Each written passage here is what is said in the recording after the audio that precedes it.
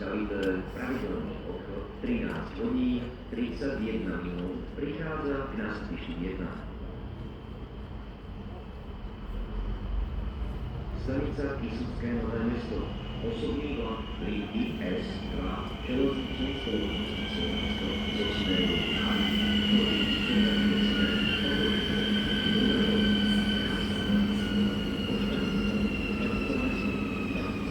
Skaliber pravidelný obchod 13 hodín 31 minút prišiel k nástupišti 1.